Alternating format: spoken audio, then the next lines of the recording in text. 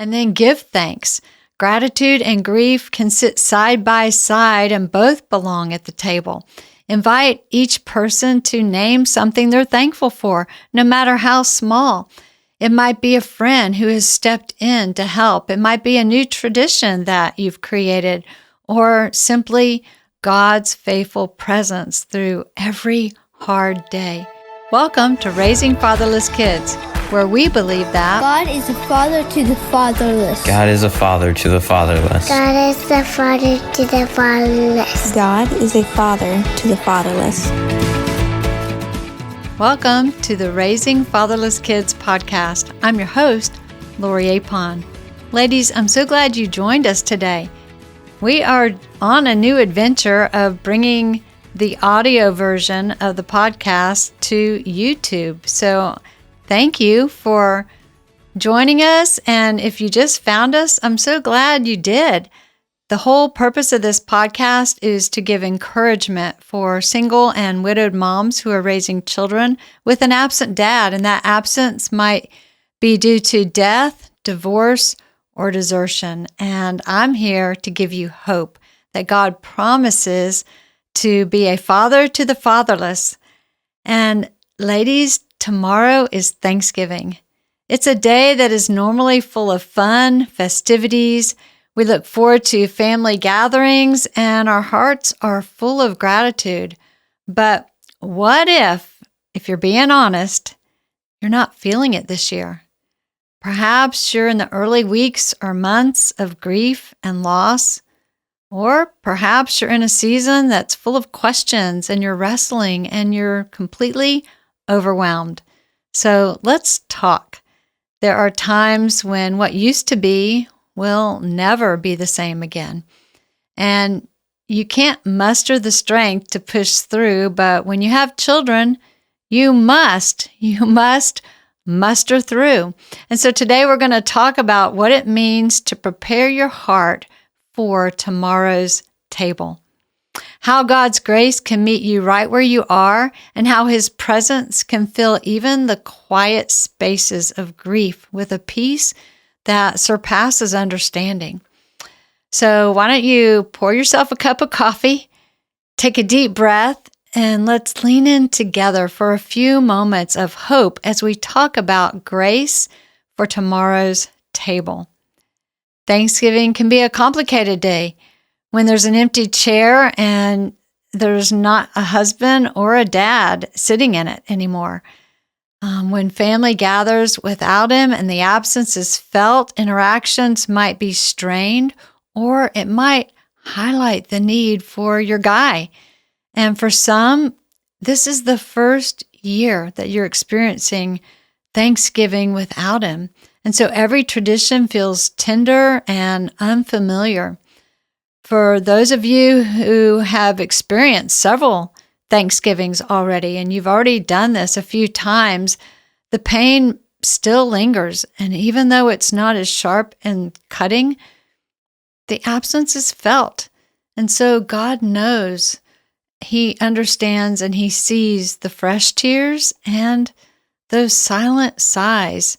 And Isaiah 41:10 reminds us, "Do not fear, for I am with you. Do not be afraid, for I am your God. I will strengthen you. I will help you. I will hold on to you with my righteous right hand."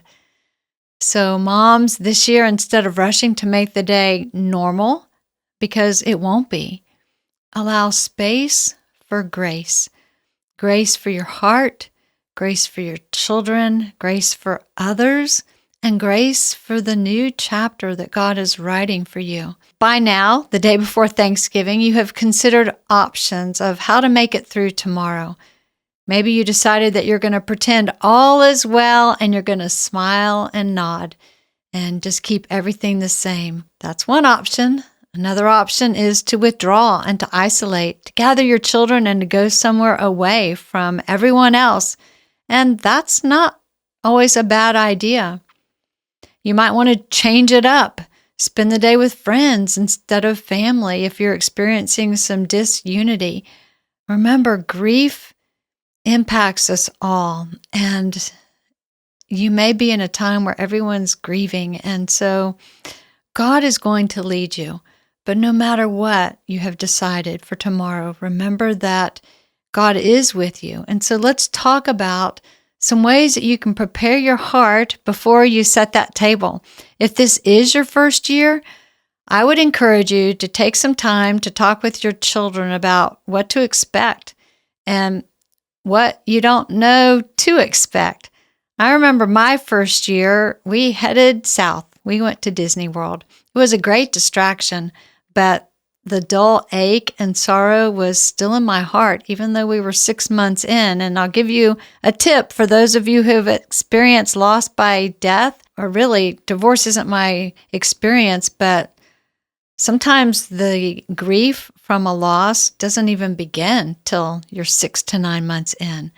So my children were sad, but the weight wasn't as heavy for them as it was for me, the mom, because moms, we carry the weight of grief for everyone.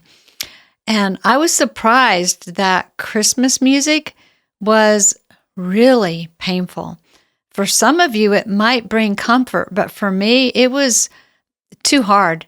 I had to turn on worship music instead of Christmas music because it just was excruciating. And you can expect that in some ways, everyone around you is going to be awkward. They're crying, or maybe they're not crying. They might act weird around you, or everyone is sad together and very much aware of the absence. I would encourage you and yourself to prepare your children and prepare your heart for God's presence. He is always there, and He is with you when Dad is absent. He will fill the deepest part of your soul, and in the greatest pain, He will give surpassing peace. If you've experienced several holidays without Dad, you're in a better position to take ownership of what the day will look like. Maybe by now you know what it's like to set a few boundaries, and you're not as tossed by grief as you were in some of the earlier years. And so you can be intentional in planning fun, plan some games, look forward to moments of laughter. We started a new tradition. It was a photo scavenger hunt, and this was many years ago, so I know that's not a new experience, but we had a scavenger hunt where we joined teams, and I love to include the older members of the family with the younger ones. Children really love to be around older adults, aunts and uncles and grandparents, and we had to go out into the community and have these different photo options in the scavenger hunt. We came back together and we were sharing our interpretation of what that looked like, and it was just so fun to laugh. I put stickers under the plate, so if you had a special sticker under your plate, you would get a simple prize. But if this is your first year, that's not the time for that, especially since it's tomorrow. But just be aware that sorrow and joy can run on the same track. And so if your children are laughing and they're having a fun time, that's okay. And if you laugh and have a good time or have a moment of joy, that's okay.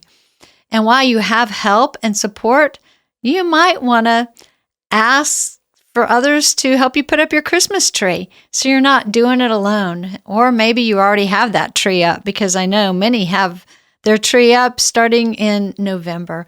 But allow for flexibility. Grief is often an uninvited guest appearing when you least expect it.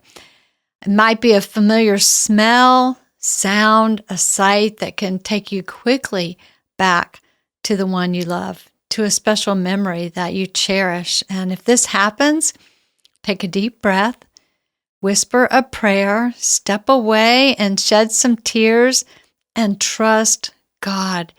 He is our El Roy. He's the one who sees. But I want to give you a few practical things to think about as you do face Thanksgiving Day tomorrow. The first is to give sorrow a seat. Don't pretend that nobody is noticing that Dad is not there. Feel the pain. Encourage each family member to name one thing that they miss about that person. Maybe it's a tradition they shared with him. Maybe it's a special memory. Have a box of Kleenex on hand, and it's okay to shed some tears. For young children, it might be as simple as, I miss Daddy's jokes, or I wish he were here to carve the turkey. For moms, it might be transparently sharing that you're feeling the weight of doing everything alone, or the different layers of loss that you had no idea.